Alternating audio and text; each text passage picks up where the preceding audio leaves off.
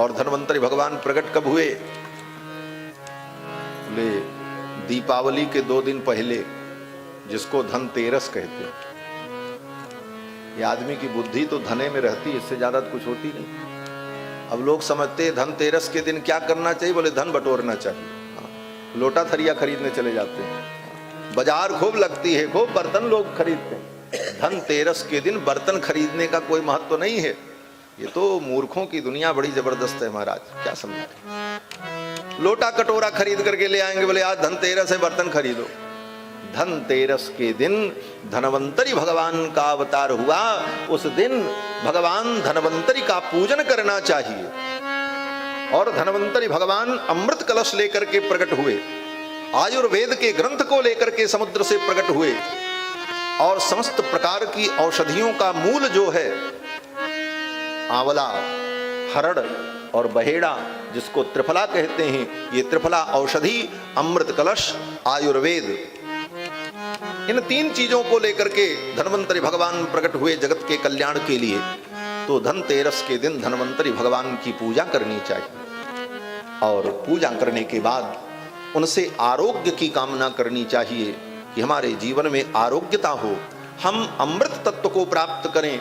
हे परमात्मा, वयम अमृतस्य पुत्राः, हम उस अमृत परमात्मा के पुत्र हैं और वो परमात्मा हमें भी अमृत प्रदान करें। हमारे जीवन में अमरत्व आ जाए, हम भी अमर हो जाएं। अमर होने का मतलब क्या है? बोले सदा सदा के लिए भगवान के चरणों को प्राप्त करने, यही अमर होना है। अमर होने का मतलब कि हम मरे नहीं। और मरेंगे कब? बोले जब दुनिया में पैदा होंगे तभी तो मरेंगे। तो ऐसी कृपा ठाकुर की हो जाए कि हमें संसार में फिर पैदा न होना पड़े। अगर हम पैदा नहीं होंगे तो फिर मरेंगे नहीं, इसका मतलब हम अमर हो गए। यही अमरत्व है। ये अमरत्व जीवन में आवे, लेकिन ये कब आएगा? बोले जब गोविंद के चरणों में पहुंचे। इस भावना से धनतेरस के दिन धनवंतरी भगवान की पूजा करनी चाहिए। इसीलिए कथा सुनी जाती है। कथा में ही इन सारी बातों का उत्तर मिलेगा। कहां मिलेगा? कथा में आएंगे तभी वो चीज आपको मिल जाएगी जो आप स्वयं ढूंढते ढूंढते मर जाएंगे, नहीं मिलेगी, वो कथा मिल जाएगी। अन्यथा मत समझना। आप ये समझो कि सब वेद, रामायण, गीता, भागवत, सारी पोथी ला करके आप अपने घर में रखो और एक एक गुरु के पास जा करके एक एक विषयों का अध्ययन करो। अध्ययन करने के बाद उसका निष्कर्ष निकालो, तब तक आधी जिंदगी बीत जाएगी। आधी क्या, पूरी खप जाएगी। लेकिन अगर आप सत्संग में आए तो ना आपको किताब खरीदने की जरूरत पड़ी, न पोथी पढ़ने की जरूरत पड़ी, न किसी गुरु के पास जाना पड़ा। बैठे बैठे निकाला हुआ मक्खन आपको मिल जाता है। इससे बड़ी सुविधा और क्या हो सकती? कितना करना, वो तो पूछो जो करते हैं उनको मालूम है कितना श्रम करना होता। शास्त्र ज्ञानम बहु क्लेशम बुद्धेश चलन कारणम। शास्त्र का ज्ञान बुद्धि भ्रमित कर दे महाराज। अनंत शास्त्रम बहुलाश्च विद्या नैको ऋषिर्यस्य वच प्रमाणम धर्मस्य तत्वम निहितम गुहायाम महाजनो जेन गतास्स पंथ। तो उस स्थिति को प्राप्त करने के लिए ये सुलभ व्यवस्था परमात्मा ने बनाई कि सत्संग करो, सत्संग करोगे सब मिल जाएगा। और सत्संग कभी मत छोड़ो, सत्संग करो, सत्संग करो। यह अवसर नहीं मिलने का, सत्संग करो, सत्संग करो।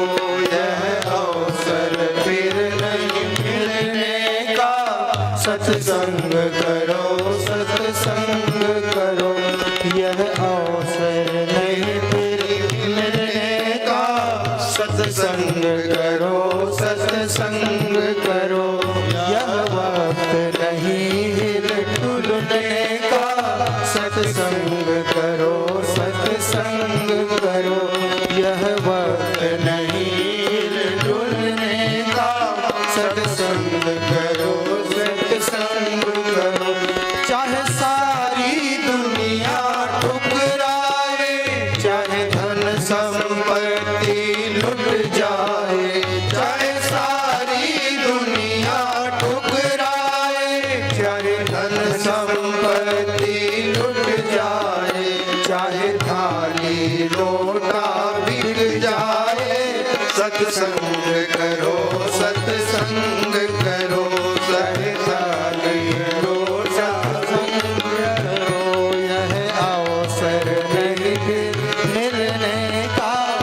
सत्संग करो, सत्संग करो, यह अवसर नहीं फिर मिलने का। सत्संग करो, सत्संग करो, चाहे तन में अधिक बीमारी हो, प्रतिकूल चले नर नारी हो, चाहे तन में अधिक बीमारी हो, प्रतिकूल चले नर नारी हो, भाई नहीं बात हमारी हो, सत्संग करो, सत्संग करो, भाई नहीं बात हमारी हो, सत्संग करो, सत्संग करो। अपमान अचानक हो जाए, निज साथी सभी बिछुड़ जाए, अपमान अचानक हो जाए, निज साथी सभी बिछुड़ जाए, चाहे नेक नई आफत आए, सत्संग करो, सत्संग करो, सत्संग नई आफत आए, सत्संग करो, सत्संग करो, यह अवसर फिर नहीं मिलने का। सत्संग करो, सत्संग करो, सत्संग करो, सत्संग करो। ये पद बड़ा महत्वपूर्ण है और ये पद सेठ जी की रचना है। गोरखपुर के गीता प्रेस के सेठ जी श्री जयदयाल गोविंदका जी, उनकी ये रचना है कहते हैं। और ये सत्य घटना पर आधारित है।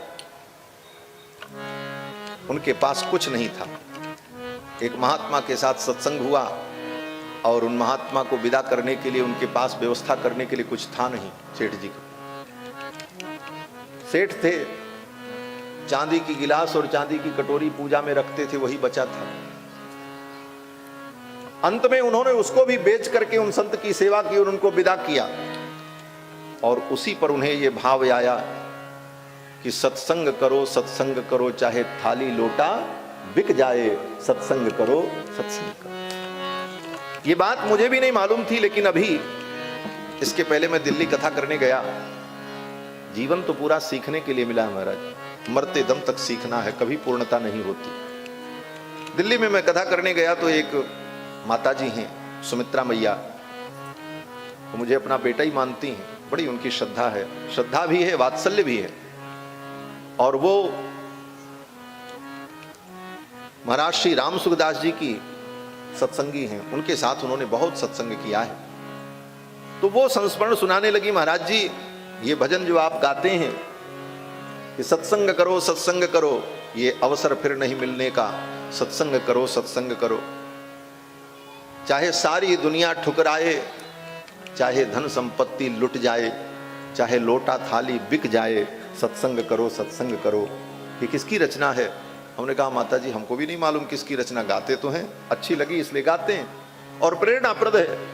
उन्होंने कहा ये सेठ जी की रचना है और उनके जीवन की ये घटना थी, इसलिए उन्होंने इस पद की रचना।